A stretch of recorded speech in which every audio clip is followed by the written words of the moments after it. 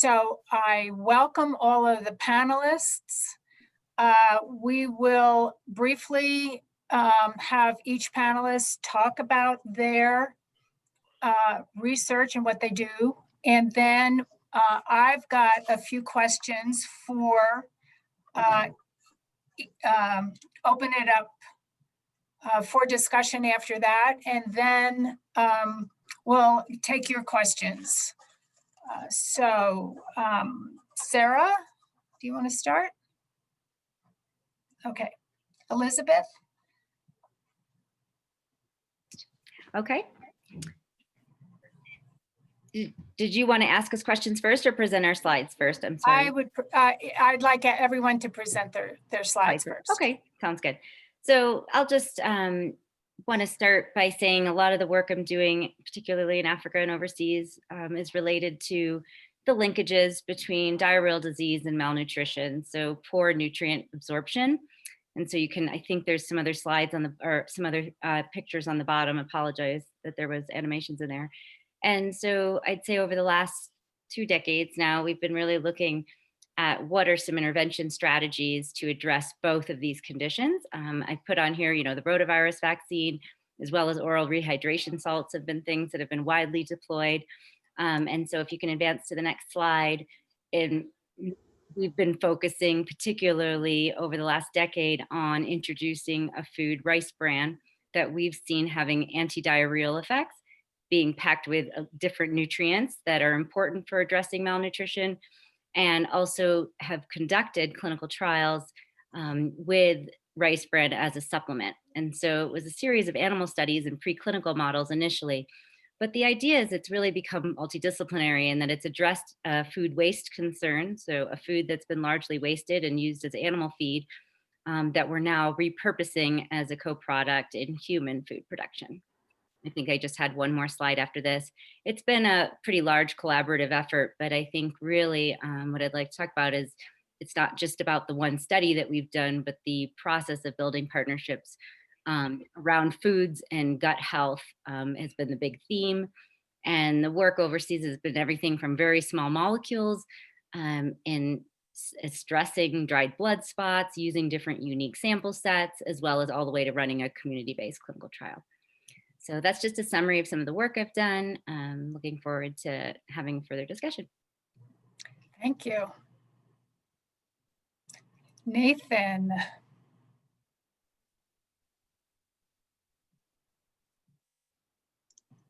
Yeah, hi everyone. So my name is Nathan. I'm in the Fish, Wildlife, and Conservation Biology Department in George Whittemeyer's lab.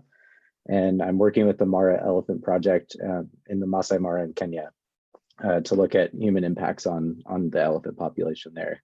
And so what we're really interested in looking at right now is how can we use behavior and movement of elephants to understand and improve our strategies for managing conflict. And so we're using a combination of movement data to look at how elephants are reacting to land use change in terms of agriculture. And then also, I'm also interested in looking at a range of different technologies for mitigating conflict that can be used by rangers and also farmers on the ground. So in terms of like data collection, there's obviously a lot of remote stuff going on with movement, but we've also had to build out some large spatial data sets and collect some on the ground information as well. So there's kind of both of those going on. So looking forward to talking about that.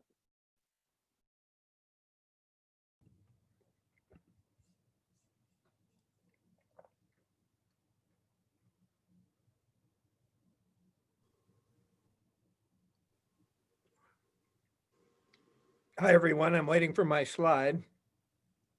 So we've had a project for a couple of years funded by DITRA that the foundation of which is to increase laboratory or enhance laboratory surveillance and reporting for infectious disease in a couple of underserved regions of Kenya. And so basically we've established a database, and we have trained a number of different dispensary groups of dispensary. These are small clinics in Kenya to enter data on health status of patients that they receive. And then on the back end of that database, we are basically looking for potential emergence, clusters of fever, hemorrhage, things like that.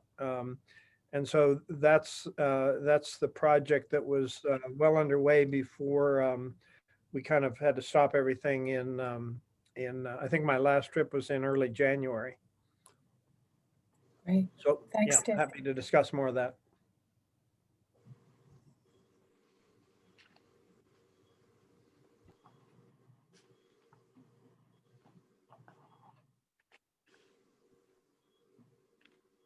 Hi, everyone.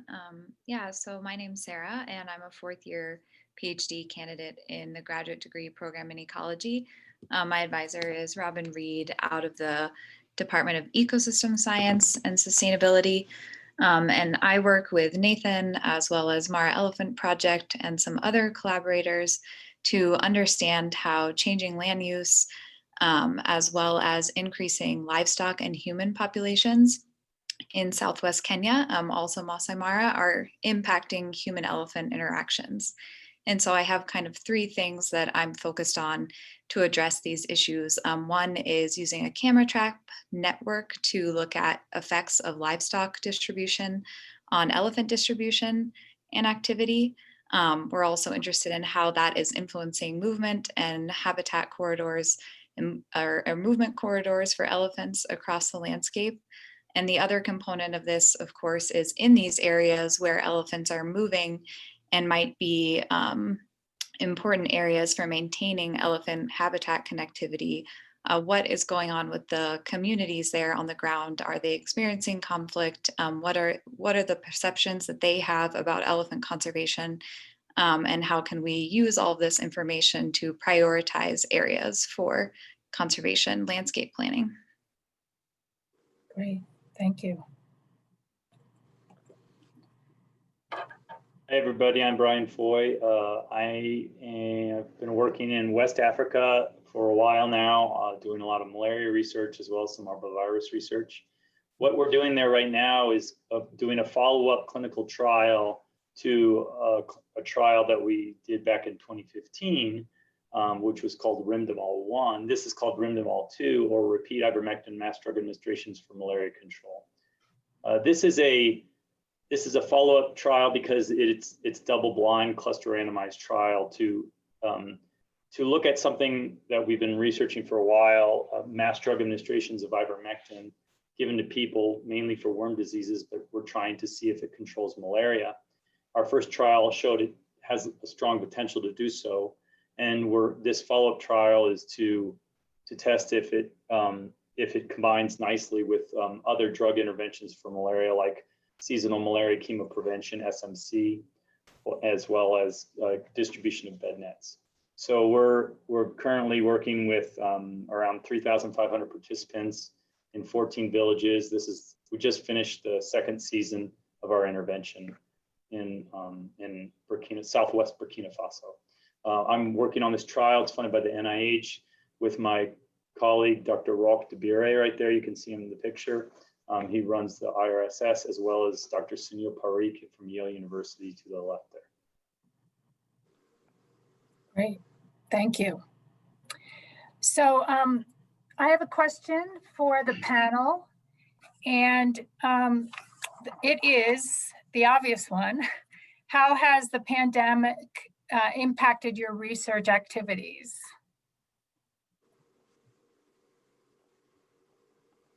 Would someone like to take that on? Since I just talked, I can tell you what I've been doing. Okay, that'd be great. Ours is a 2-year intervention, and we've already had some issues there because Burkina Faso went to level 4 State Department travel alert. So I couldn't even send our student, my graduate student that was planning on being there at the beginning of 2019. And so instead I had to go, but because apparently the university doesn't care if I go, but they don't want the students to go to level 4 terrorism countries. Nonetheless, we started our trial, and And then of course, COVID happened. And so now I couldn't go as well as my colleague Sunil Parikh. But we do have really smart, capable collaborators in-house. And so they're basically managing the trial there, and we are doing our best to help them manage it from afar, especially doing database management. Burkina Faso in particular has had very few cases, and of course ours is a biomedical trial, so we're really interested in knowing what's going on here, and is it going to interrupt our trial? But they haven't seen a lot of cases in Burkina anyway.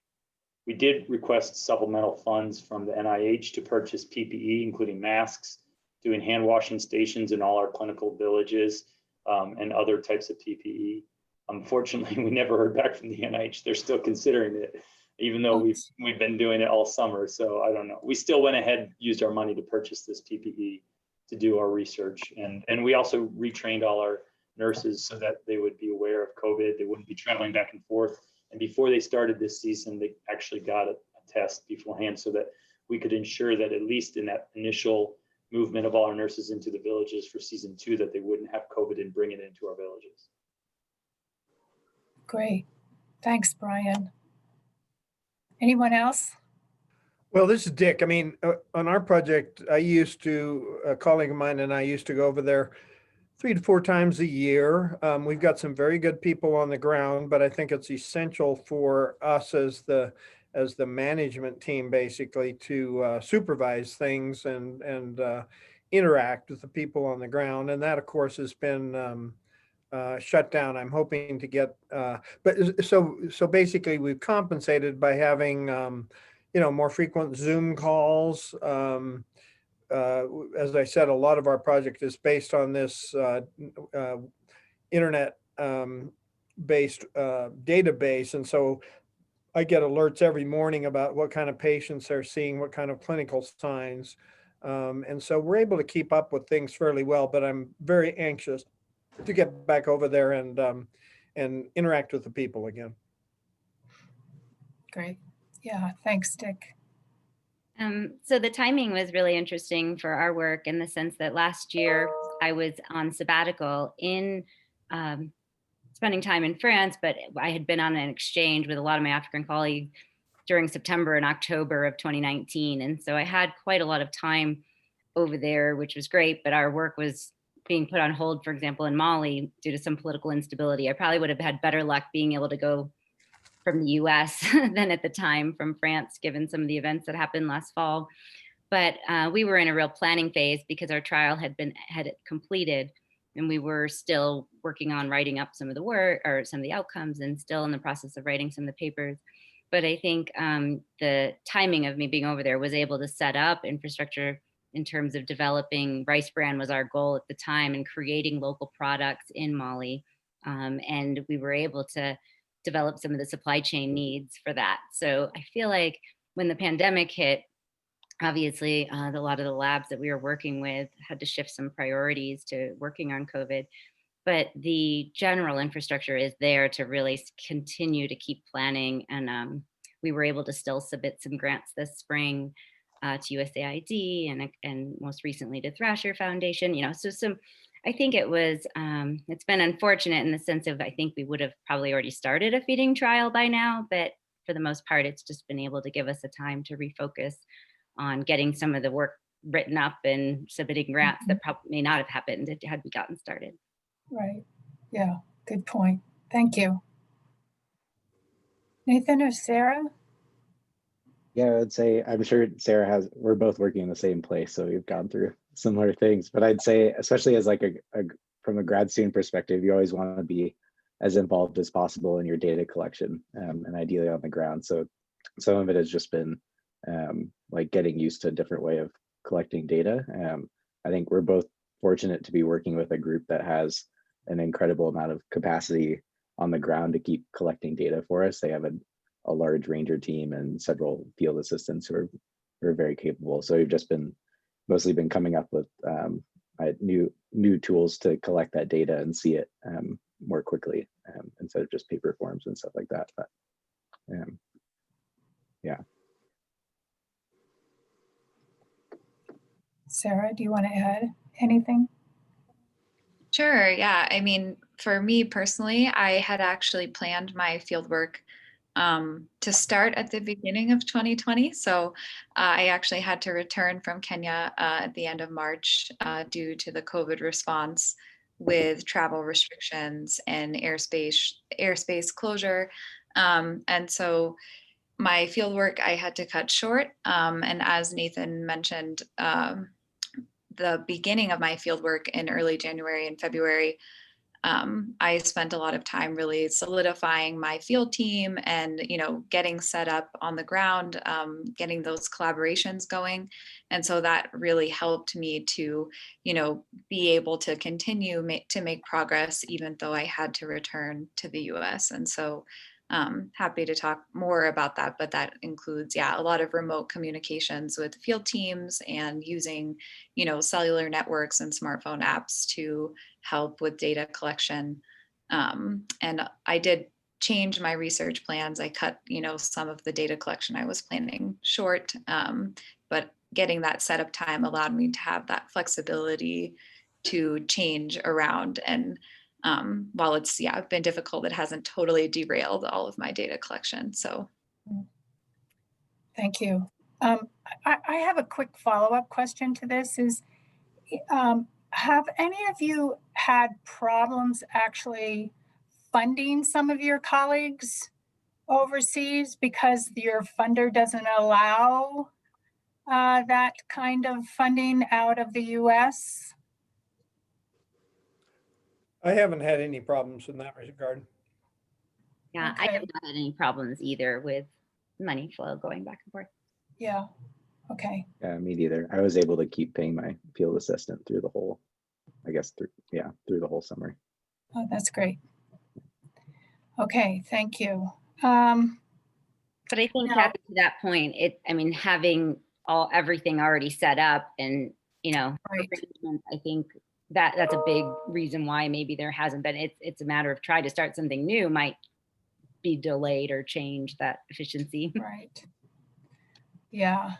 Yeah, to speak to that, in my field, there's at least 4 other funded clinical trials on ivermectin research to control malaria, and a lot of them in Africa. And those hadn't started by the time 2020 rolled around. So we actually kept going while they all stopped. Oh, wow. Just because they didn't have the people on the ground who could carry on. I think so. They just hadn't everything set up. And so they were just about to start this year. So yeah, it would have been too difficult to start in the beginning of it. Yeah. Okay, so the next question, some of you have addressed, but can you tell us some of the innovative strategies you're using to address the challenges of conducting fieldwork? And several of you talked about Zoom calls, internet databases, new tools, remote smartphone apps. I mean, can you get specific? Would you like to share some of these tools that you're using? I've WhatsApped more than I've ever have before. That seems WhatsApp, to be yeah. how everybody wants to get to each other. I think that's very new to me, and now seems to be how I communicate regularly. Yeah, I don't know that I have anything particularly innovative. I mean, our project, it was another case where I had the database and the interface established before the pandemic. And so basically what happens is that clinicians and nurses in these little dispensaries enter patient data. We've had a very good response, actually, considering they don't have a huge incentive to do so.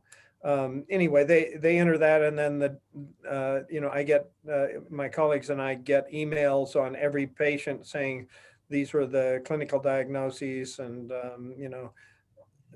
but yeah, nothing particularly innovative. We have had some problems with the Kenyan government shutting down within country travel by Kenyans.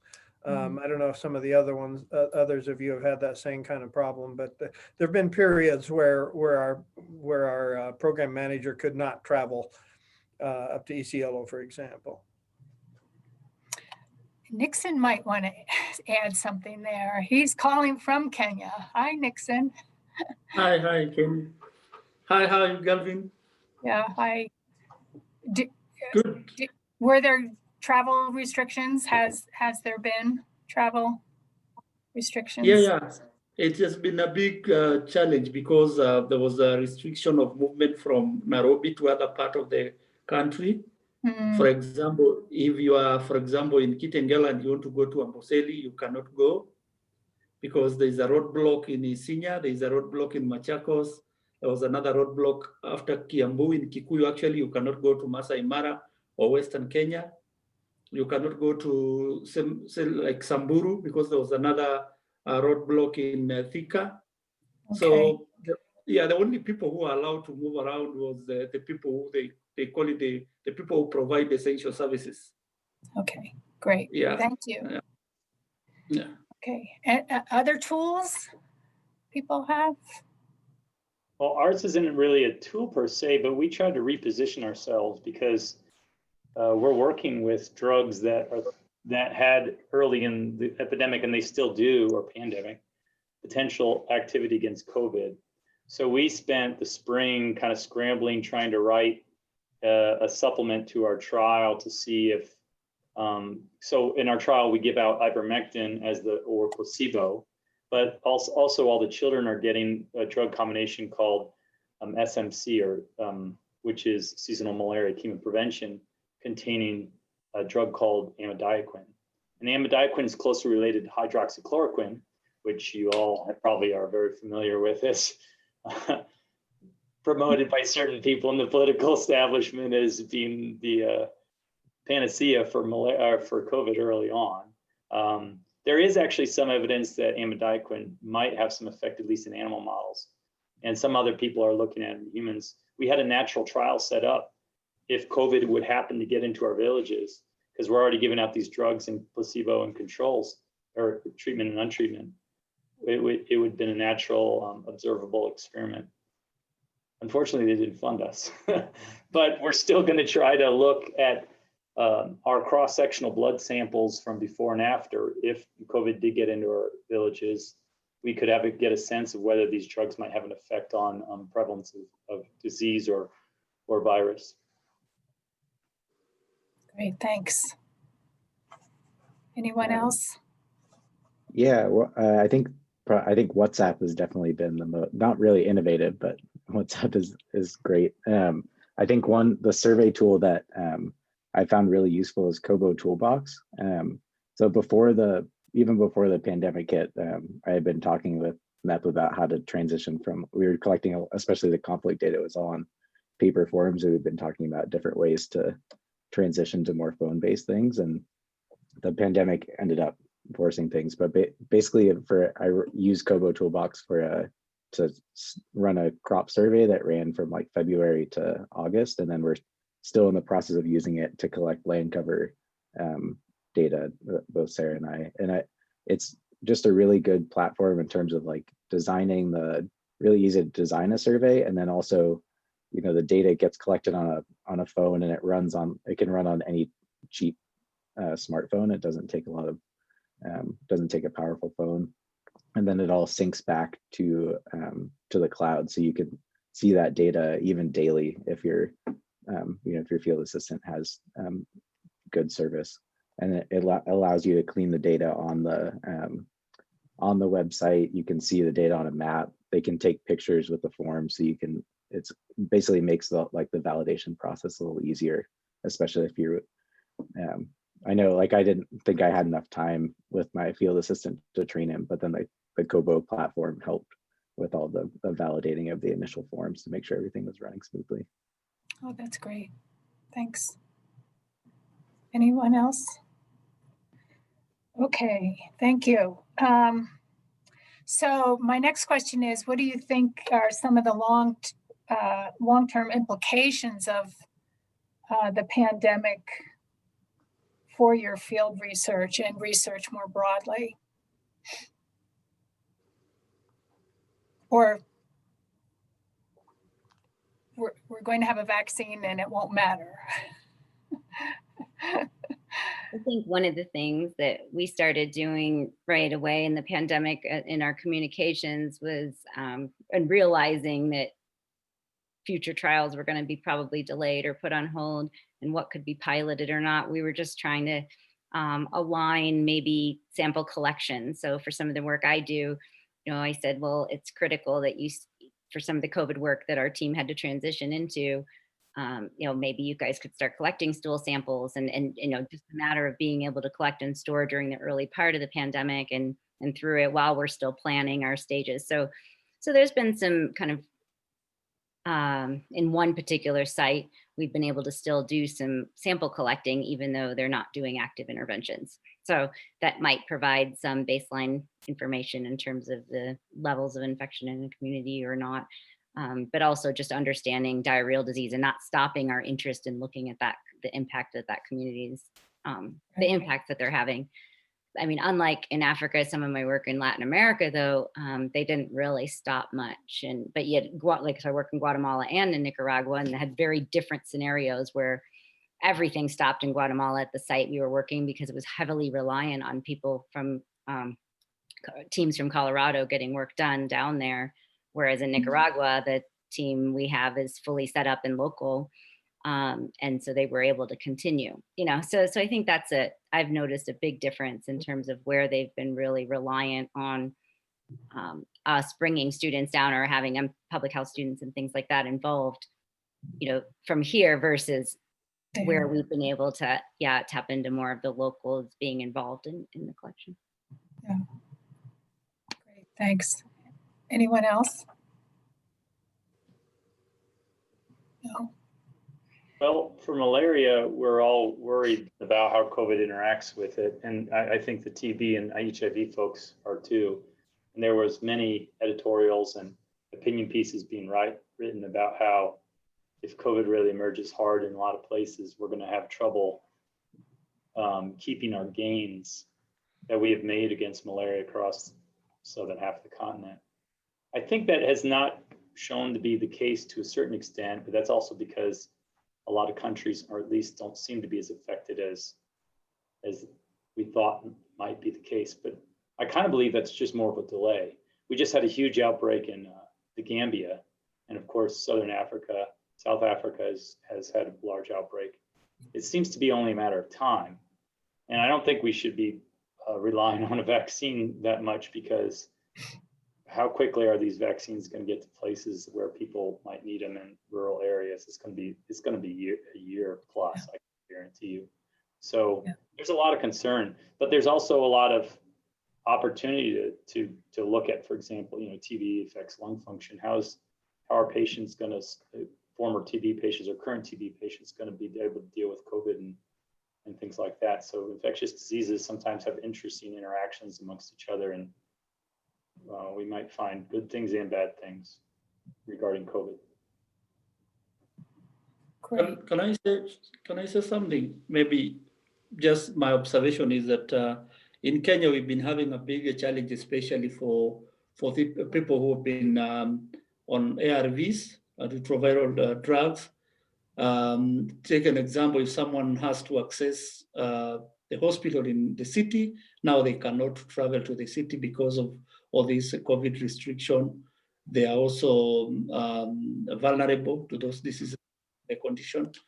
So it's a challenge. If maybe a solution to COVID is not going to be found, probably that will be a long-term implication, and probably will have death or something like that. So that's what I'm seeing actually in my community, and especially the area that I cover, because we have a big slum village near the town, and quite a number of people on ARVs, and it's not easy for them now to access them.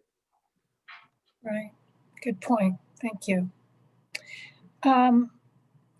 So one last question before we open it up to our guests, and that is, what advice would you give to graduate students who are currently trying to design their field research plans in Africa?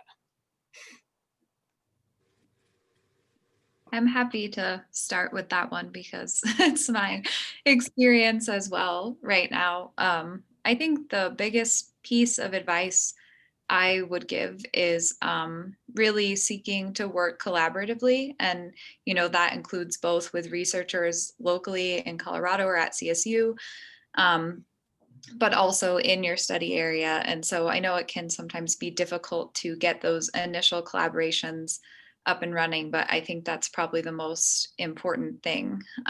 In my case, because I'm working collaboratively with multiple groups, other researchers, NGOs, et cetera, I'm able to be more effective, and I'm also able to have some data to analyze that already existed, in addition to some data I was able to collect this year early on. And so I think really setting up in that way and taking a collaborative approach has been super useful. And then I would also just say, as difficult as it is, try to design for flexibility. And so, like, if you do get the opportunity to travel to your study area, I would probably recommend making shorter term plans, and always, thinking of contingency options, just because I think the uncertainty is what's most difficult to deal with. But if you can kind of make shorter term plans and on the immediate data collection or issues, and then think about your long-term collaborations, I found that to be super helpful. Great, thank you, Sarah. Anyone else? I think that was very well articulated. I mean, collaborations are you might need to change your expectations about how much time you're going to actually spend in the field. But yeah, collaborations are the key. Yeah, I've just been trying to get more of the students actively involved in the different Zoom call meetings and such, so they can just feel at least like they're still being introduced and involved in planning stages and discussions, and being able to keep that rapport going without the expectation of actually being able to physically be there at this time. So along the line, I think those are both great. Great. Yeah, And and the I think timing also is not always easy for those, I think I might add. So it's just being flexible. Yeah, Nathan? oh yeah, I think it and also being flexible to like the type of research you may have been, if you were planning to do a bunch of field research, and then being open to like working with existing data sets, and that might be, a good opportunity to collaborate with a group that already has data sitting there and needs someone to dig deeper into it. Okay, so great, thank you all. Unless there's something else, and Sarah Walker, you want to take over for questions? Yeah, if there's a couple questions here in the chat box, and one of them, Dr. Foy, you sort of alluded to already, but maybe Dr. Ryan, you have something to add. But how will comorbidities associated with the COVID-2 affect your work that you're doing now? So some of the communities in particular in Africa that we're working with haven't, fully in West Africa, haven't seen like the big infection rates but again, we don't really know. So specifically there, but it's definitely, as I mentioned, in Latin America and in Asia, we're seeing it impact our work. So because I study foods like whole grains and legumes, so rice bran, cowpeas, beans, legumes. So the role, I think, of diet in improving mucosal immunity and overall health is never going to go away. If anything, it's becoming more and more attention to the opportunities for healthy foods and diets to improve health. I think it's going to stay very much at the forefront and strong and an important concept. I kind of have a question. I think it's for, is it Nixon that's on the call? For example, people not being more reluctant with a malnourished child to go into a clinic, or being able to, I'm worried about those kind of scenarios, that people will seek less care, or what are the community kind of infrastructures. But definitely diarrheal disease and malnutrition are going to be two major things if SARS starts infecting some of these areas, and we're already seeing it. It is devastating to think about, but I think there's opportunity on some of the food sides to link with food systems works and supply chain work to help. So it's not a real concrete answer, but I think it definitely is affecting it. I don't have enough active studies on the ground running with interventions. That's the challenge we have to see if there's actual benefit or not. Most of our samples have been collected. Okay. Okay, I think we can open it up does anyone have any questions? So I was curious. I work a lot in South Africa, and one of the biggest things is that all of tourism was kind of shut down. I was wondering if that has like affected like people doing wildlife and your rangers and that kind of thing not being able to work.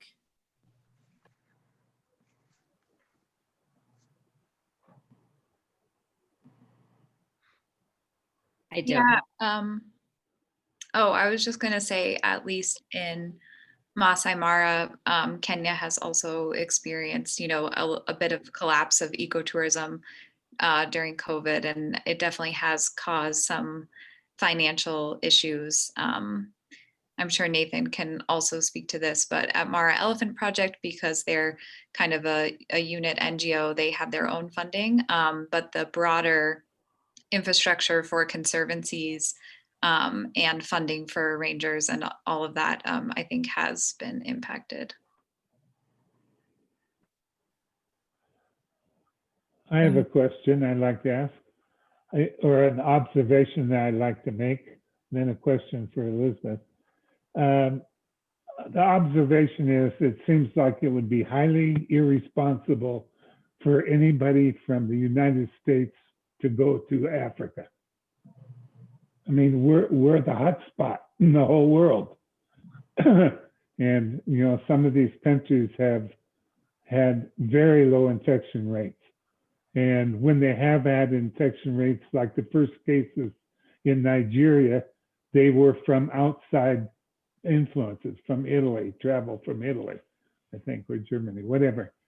But it seems to me like it would be irresponsible for our students to be encouraged to go, or any of our faculty to go, or vice versa for for collaborators to come to the U.S. So I think we ought to just keep in mind our responsibilities to Africa in that sense. I have a question for anybody or suggested any travel by anybody. Right, and not in the next few years. I mean, right. This is not going to go away next summer. Exactly. I mean, or all signs are it's not going to go away next summer. And even when there is a vaccine, the degree of efficiency of the vaccine and on people transmitting that is going to be just by experimentation. So anyway, that's the comment that I'd like to make. I did have a specific question for Elizabeth, working with the rice brand in West Africa. Having spent 12 years working in West Africa, I'm just wondering, one of the rules of development that we had generated among people who had been there working in agriculture research was that if there's no introduction of no outside input, like fertilizer, a new variety, or something else, that if it was just a knowledge-based intervention, which seems to be the case for the use of the rice bran, is that there is some underlying reason why it's infeasible. There may be traditional treatments that have been successful in the past, but that people have not maintained over time, or there may be actually use for rice bran in Mali to fatten up rams for Tabasco, or some other reason. Yeah, thank you very much for your very specific question. I think this has been, like I said, my timing, being able to be with my colleagues there last fall and setting up the infrastructure. So, in some of the villages we've worked in, we had some of the grandfathers in the community actually bring back knowledge. And once they understood when the trial was done, say, we used to use this, we used to eat this. And so that was pretty exciting to have some of that input, because it wasn't something we really understood when it stopped. As rice agriculture started growing in those areas is when the bran was only used for animals. The supply chain requires, after milling of the rice that it gets harvested, that it be heat stabilized. And so the development of a heat stabilization technology, solar is now actually widely used in the area I was working in, is the one kind of rate that was the step we needed to ensure some of the safety, that the food didn't go rancid, because the rice bran would go rancid, and that will make people sick if they eat it when it's spoiled. So that's one thing that was the reason why it had been going rancid and only being used for animals and not necessarily being fed to humans once the volume of production started to get bigger. Very good. Thank you. Yep. We have a question in the chat box about, it asks, do you have any idea of time lost by staff contacting the disease and not able to work? Has that occurred anywhere or anyone that you work with? Like I said, Oh. we tested all our nurses and doctors and entomology staff before they got to the field site. And I have not heard of any of them being infected over the whole summer, which is we're thankful for. Yes. Fantastic. Yeah, we haven't had a problem with that, a recognized problem with that. Okay. Yeah, no one on the Africa side, but my whole Nicaragua team all got it. So very different scenario. Yeah. Oh, wow. Okay. Any other questions from the audience?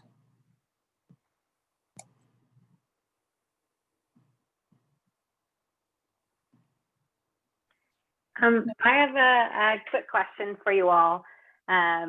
We've sort of been talking a lot about conducting research during the pandemic, but wondering if there are sort of lessons learned from how you've had to adapt your current work that you think is important to carry on post-pandemic, whenever that might be.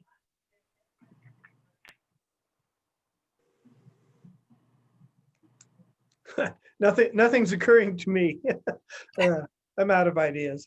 I mean, we had an invitation for a submission to a foundation for work in West Africa, and the bigger team, we had to just move the work into Indonesia because we found an NGO, for example, that could carry it out still. And it just seemed like a more practical place, but we would have lost the opportunity to submit a full proposal to the Thrasher. So it was unfortunate that we had to switch sites as a priority for like a new 2021 opportunity, or even 2022, 2023. But I mean, those are kind of one example of where I've had to switch some things.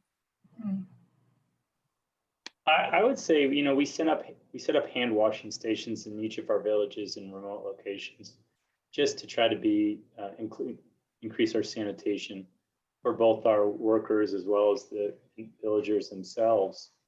And I don't have a survey yet or a sense on how well they were used, but of course those are going to help all the wash procedures for transmission of all sorts of fecal oral microorganisms. And so I think it would be great to keep that practice going even past COVID, whenever that occurs, because it's only going to help the community. And anything that we can do to promote the general health of the community outside of our own intervention is good.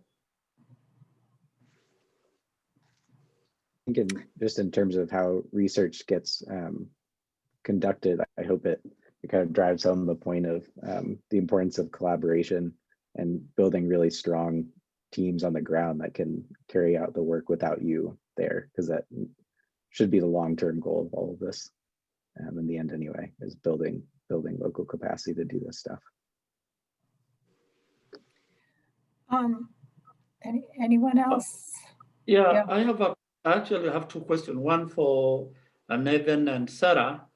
And I'm just wondering if there's some positive impact on the protected areas like Masai Mara, that because of the few people or even absence of human and game drives within the park, does that one in one way affected the behavior of animals? And maybe now elephants can be able to access places that they've never accessed because of human traffic. So I don't know. Or what about the issue of poaching?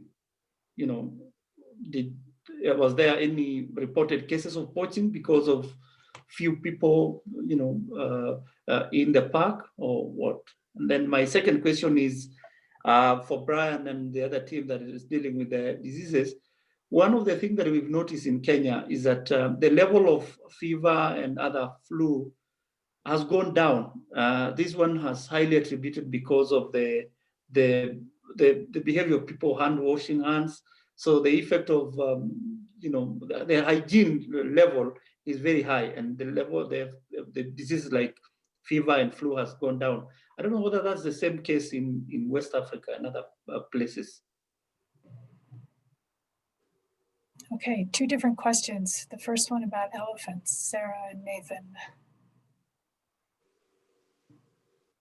Guess I can start. Yeah, I think there's, I personally haven't looked into either of those in detail, but I think there's like there's basically a ton of opportunities to look at how like the decrease in traffic has affected wildlife behavior and movement. I think that's maybe even, I'm sure there's groups planning that now. In terms of poaching, I'm not sure. I know there was a lot of concern when the pandemic first was starting and tourism dropped off that there would be an increase in poaching, but I haven't seen one way or another anything definitive on how that how poaching was affected. Okay. Sarah, do your data tell you anything about either of those questions? To be honest, I don't know the answer to that, of course, but as Nathan said, I think it's really interesting and important question. And so there's definitely the potential to see maybe some indications of positive impacts, but we just don't know at this point. But yeah, I think also in relation to Sarah's question, you know, I think also it just drives home for me, echoing what Nathan said about trying to build local capacity and really giving ownership over the projects and data collection to local teams and having that strong local component. And so I think that that's something as this continues on that I'm going to prioritize in my work, and, you know, thinking about kind of taking a backseat role in terms of actually being on the ground conducting research.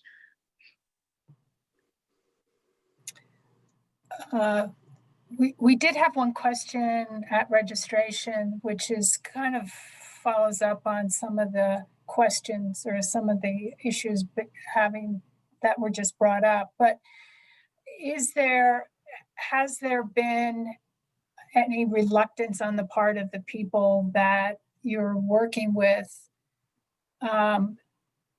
to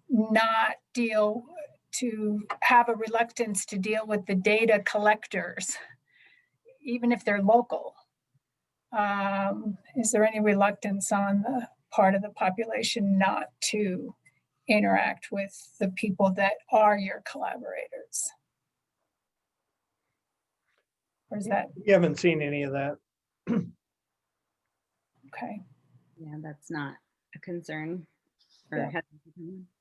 We were fearful of it because while usually a health worker coming to the village is really good, if there's a raging pandemic, you can imagine they would be driven off potentially. And we were very concerned about if the villagers gave it to our team and vice versa, which we thought was more likely because our team was usually coming from the bigger cities, while the villagers are much more isolated where we were working with. So yeah, we were concerned, and that's why we tested them. Yeah. But yeah, we haven't seen that because we didn't have the outbreak that we might have thought we would have. Okay. I also answered Nixon's question regarding infectious diseases. I think there's some evidence that occurs. You know, what we teach in our epi of infectious diseases classes is that outbreaks, and in this case it's a pandemic, are not only tough events that you have to deal with, but they're opportunities to learn and to discover new things. And the hand washing is certainly, as well as mask wearing and other social distancing, is going to drive down other infectious diseases. And I imagine we'll all adapt some things. A lot of people have speculated that the Western world will start to use masks much more than the Eastern world already does. And I think that's certainly true, becoming more socially norm if you have a cold or something like that. And there's a pretty strong evidence, I believe, that the flu season last winter kind of was cut short by social distancing and mask wearing from a fear of COVID.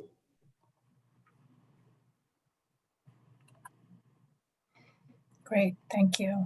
That's a great point, Brian, about the flu season last spring, because I think I've heard that a couple of times. And I guess my big question, I just have a question, if that's okay to you directly. How have you guys had any frequency of testing in West Africa, or has there been recommendations that you could share with the group of frequency of testing? And then similarly, I have that question for Nixon.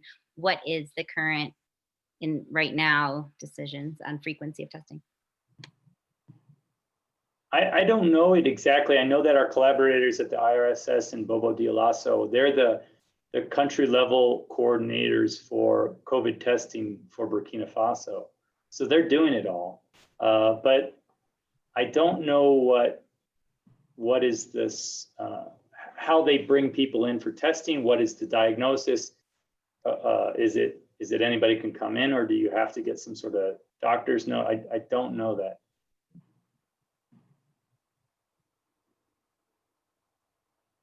Thank you. Yeah. Other questions, comments on the part of the panelists? Is there something you want us to know that we haven't asked?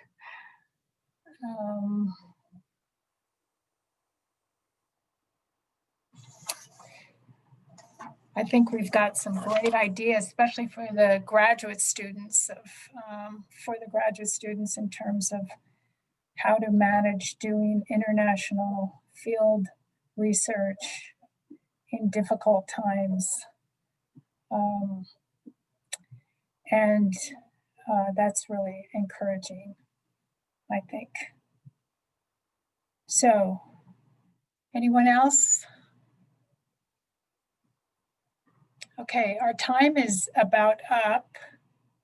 So I want to thank the panelists very much. Thank you for your time and your comments. This has been really enlightening and really, really useful.